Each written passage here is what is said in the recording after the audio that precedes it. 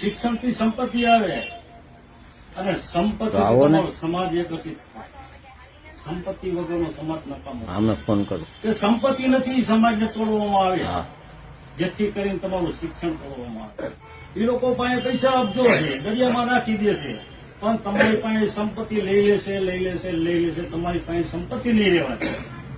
જેથી કરીને તમારી જે મનો વિચારો છે એ વિચારો નષ્ટ કરવાની, વિચારધારો ઉત્પન્ન કરવાની. તમારી પાસે સંપત્તિ હશે તો તમે શિક્ષણ પ્રાપ્ત કરી શકશો. પણ શિક્ષણના મુદ્દાઓ એટલા અત્યારે ભયંકર બનાવી દીધા છે. જે ખાનગી શિક્ષણ એટલું વધારી દેવામાં આવ્યું છે. તમારી પાસેથી પૈસો લૂંટવામાં આવ્યો છે અને તમને એવી પ્રક્રિયામાં નાખી દેવામાં આવ્યું છે કે જે વિચારોથી તમારું શિક્ષણ પ્રાપ્ત ન થાય છે, શિક્ષણથી વંચિત થઈ રહ્યા છે.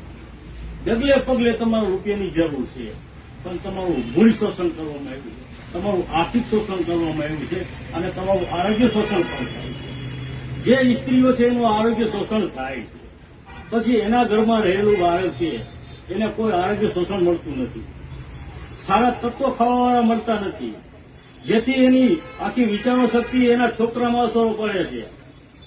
તમારું આરોગ્ય શોષણ કર્યું, તમારો ખોરાક શોષણ કર્યો. જો તમારી પાસે રૂપિયા હોય તો સારી વસ્તુ તમે ખાઈ શકશો, સારું ઘી ખાઈ શકશો. ઘીની મોંઘવારી, સારી અનાજની મોંઘવારી, તેલનો ભાવ, ગેસનો ભાવ, અતિશય મોંઘવારીના હિસાબે જે તમારી પાસે થોડા પણ પૈસા હોય છે એનું શોષણ, આર્થિક શોષણ કરવામાં આવે.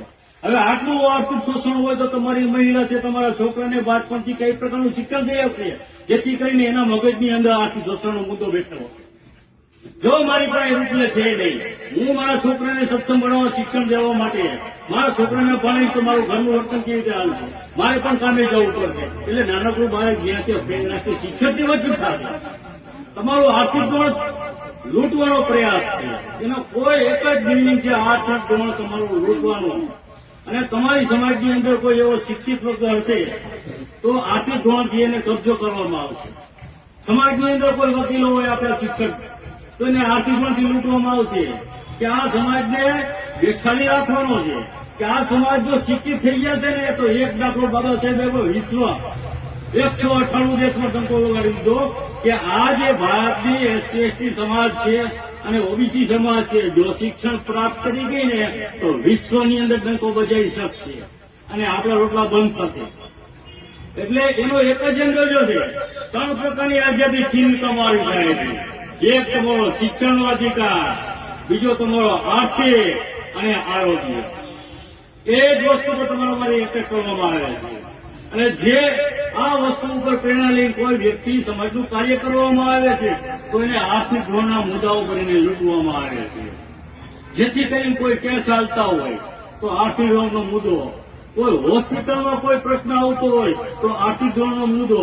હવે આર્થિક ધોરણનો મુદ્દો ક્યારે બને છે? જ્યારે તમારી પાસે શિક્ષણ નથી ત્યારે. બાબા સાહેબને આટલા ચોપડા લખેલા છે, આપણે એ વાંચવો પડે, પણ અમે એવી પ્રક્રિયા ઉભી કરવામાં આવી છે. તમારે એવા મોબાઈલ કાઢવામાં આવ્યા, તમારા વિચારો ફેરવવામાં આવ્યા છે.